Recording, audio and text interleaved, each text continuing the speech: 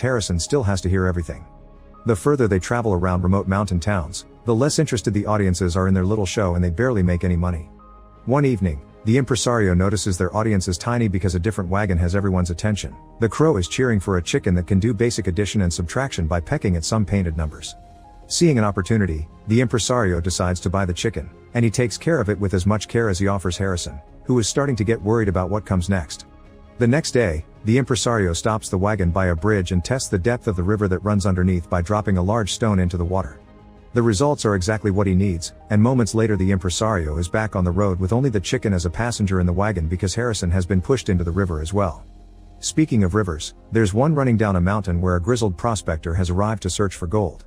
At first his pant only picks up tiny gold specks, but by counting the amount each time the prospector follows the trail of where he should be digging to find the source.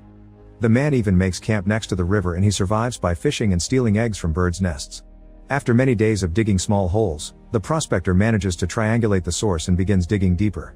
His calculations turn out to be perfect, and he finally gets to find a large gold vein that will make him rich, but unfortunately there's no time to celebrate. A young man that has been trailing the prospector comes closer and shoots him. After making a cigarette to celebrate, the young man jumps in the hole to move the body, only to get ambushed by the prospector, who had been only pretending to be dead. The old man wrestles the guy for his gun and kills him. Then he checks his body and confirms it was a clean shot. It came out through his back and didn't hit anything important. After bandaging the wound, the prospector finishes mining the gold, buries the young man in the hole, and leaves the valley on a horse carrying his new fortune. In the meantime, siblings Alice and Gilbert have joined a wagon train that is crossing the Oregon Trail. Gilbert isn't exactly a good businessman, but he claims he's contacted a new business partner that is willing to marry his sister when they make it to Oregon. Traveling with them is Gilbert's dog President Pierce, who is considered extremely annoying by the rest of the travelers because of his constant barking. Shortly after the trip begins,